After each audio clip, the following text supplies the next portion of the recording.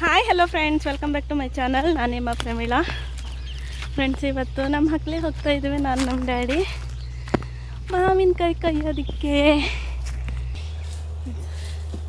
Full ಬೆವತ್ತು ಹೋಗ್ಬಿಟ್ಟಿದ್ದೀನಿ.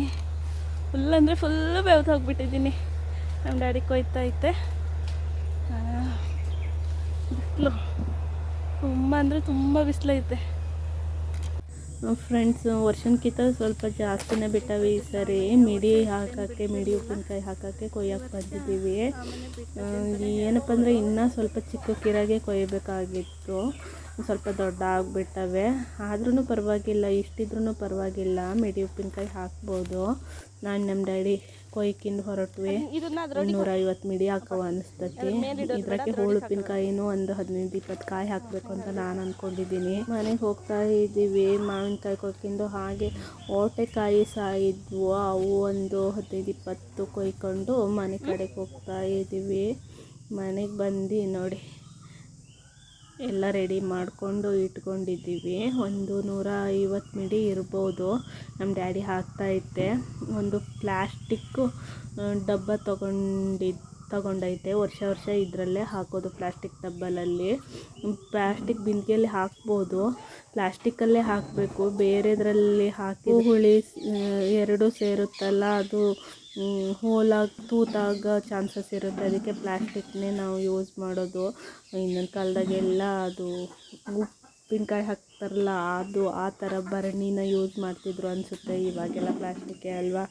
So plastic use ಮಾಡ್ತಾಯಿದ್ದೀವಿ, plastic ಡಬ್ಬನ use ಮಾಡ್ತಾಯಿದ್ದೀವಿ. ನಮಗೆ ಇದು ಸಾಕಾಗುತ್ತೆ. ಈ ಥರ ಉಪ್ಪಿನಕಾಯಿ ಹಾಕಿಟ್ರೆ 2 ವರ್ಷ 3 ವರ್ಷದ ಗಟ್ಟಲೆ ತಿನ್ಬೋದು. ನಾವು ಹೆಂಗೆ ಇಟ್ಕೊತೀವೋ ಅದ್ರ ಮೇಲೆ ಡಿಪೆಂಡ್ ಆಗಿರುತ್ತೆ. ನೋಡಿ, ಫಸ್ಟು ಸ್ವಲ್ಪ ಮಾವಿನಕಾಯಿನ ಹಾಕ್ಕೋಬೇಕು.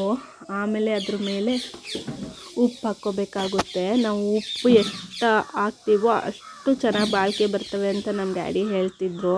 ಪ್ರತಿ ವರ್ಷವೂ ನಮ್ಮ ಡ್ಯಾಡಿನೇ ಹಾಕೋದು ಉಪ್ಪಿನಕಾಯಿ. ನಮ್ಮ ಕೈಯಲ್ಲೆಲ್ಲ 2 ಇಯರ್ 3 ಇಯರ್ ಗಟ್ಟಲೆ ಉಳಿಯಲ್ಲ.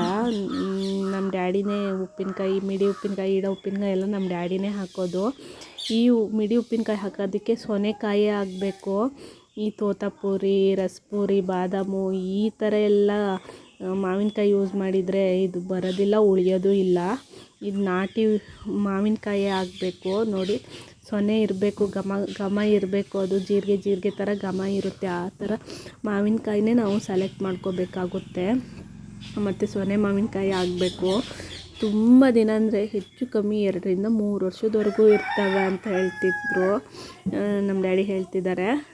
ನೋಡಿ, ಫಸ್ಟ್ ಸ್ಟಾರ್ಟಿಂಗು ಸ್ವಲ್ಪ ಮಾವಿನಕಾಯಿನ ಹಾಕ್ಕೊಂಡು ಅದ್ರ ಮೇಲೆ ಉಪ್ಪು ಹಾಕಬೇಕು. ಉಪ್ಪಿನಕಾಯಿ ಎಲ್ಲ ನಮಗೆ ಹಾಕಕ್ಕೆ ಬರಲ್ಲ. ಹಾಕೋದು ಬಂದ್ರೂ ಏನು ಮಾವಿನಕಾಯಿ ಹಾಕಿ ಉಪ್ಪು ಹಾಕಿಡೋದು ಆದ್ರೂ ಇದು ನಮ್ಮ ಕೈಯಲ್ಲೆಲ್ಲ ಅಷ್ಟು ದಿನದ ಗಟ್ಟಲೆ ಉಳಿಯಲ್ಲ.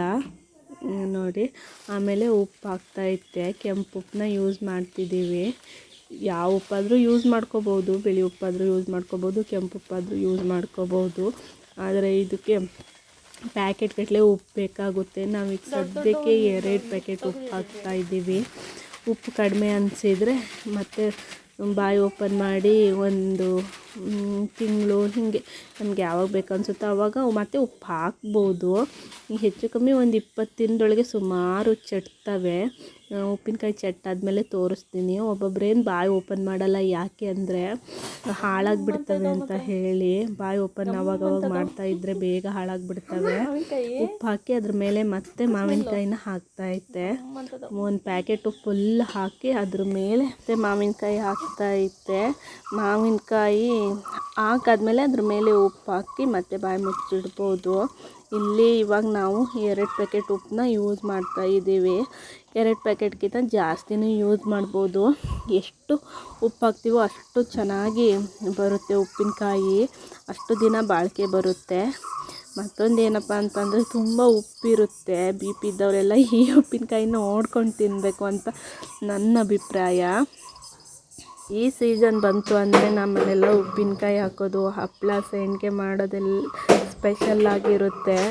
ಇವಾಗ ಮಾಡಿಟ್ಕೊಂಡ್ರೆ ಮಳೆಗಾಲದಲ್ಲಿ ತಿನ್ನೋಕ್ಕೆ ತುಂಬ ಯೂಸ್ ಆಗ್ತವೆ. ಯಾಕೆಂದರೆ ಈ ಕಡೆ ತುಂಬ ಮಳೆ ಇರುತ್ತೆ. ಅದಕ್ಕೋಸ್ಕರ ಈ ಬೇಸಿಗೆಗಾಲದಲ್ಲೇ ಎಲ್ಲನೂ ಸ್ಟಾಕ್ ಮಾಡಿರ್ತಾರೆ. ಉಪ್ಪಿನಕಾಯಿ, ಹಪ್ಪಳ, ಸಂಡಿಗೆ, ಹುಳಿಮೆಣಸಿಕಾಯಿ ಇದೆಲ್ಲ.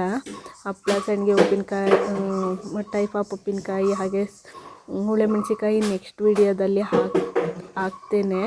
ನಿಮ್ಮಲ್ಲೂ ಈ ಥರ ಉಪ್ಪಿನಕಾಯಿ ಮಾಡ್ತಾರಾ ಅಂತ ಹೇಳಿ ಕಮೆಂಟ್ ಮಾಡಿ. ಹಾಗೆ ಏನು ಹೆಸರಿಂದ ಮಾಡ್ತಾರೆ, ಯಾವ ಕಾಯಿಂದ ಉಪ್ಪಿನಕಾಯಿ ಮಾಡ್ತಾರೆ ಅಂತ ಹೇಳಿ ಕಮೆಂಟ್ ಮಾಡಿ.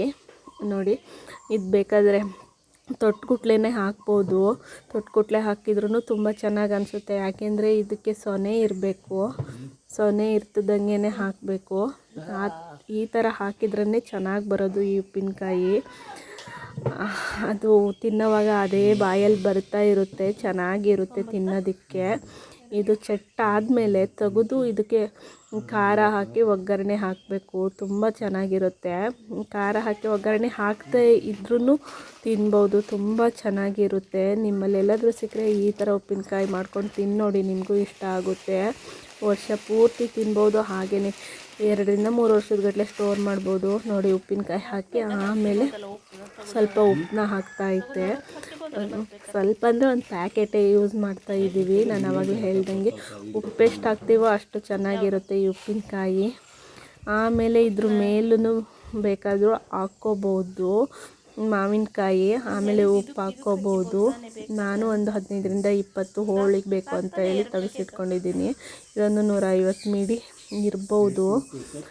ಆಮೇಲೆ ಇದು ಬಾಯಿ ಮಾತ್ರ ತುಂಬ ಟೈಟಾಗಿ ಹಾಕಬೇಕು. ಇದ್ರ ಬಾಯಿ ಎಷ್ಟು ಟೈಟ್ ಇರುತ್ತೋ ಅಷ್ಟು ಚೆನ್ನಾಗಿರುತ್ತೆ ಉಪ್ಪಿನಕಾಯಿ ಅಂತಲೇ ಹೇಳ್ಬೋದು. ಒಂದು 20 ದಿನದೊಳಗೆ ಚೆಡ್ತವೆ. ಆ ಟೈಮಲ್ಲಿ ಬೇಕಾದರೆ ನಾವು ಉಪ್ಪು ಹಾಕ್ಕೋಬೋದು. ನೋಡಿ, ಬಾಯಿ ಫುಲ್ಲು ಟೈಟ್ ಮಾಡ್ತಾ ಐತೆ. ಆಮೇಲೆ ಇದನ್ನು ಯಾರಿಗೆ ಕೈ ತಾಕದೇ ಇರೋ ಜಾಗದಾಗೆ ಎತ್ತಿಡಬೇಕು ಅಂತ ಹೇಳ್ತಾರೆ.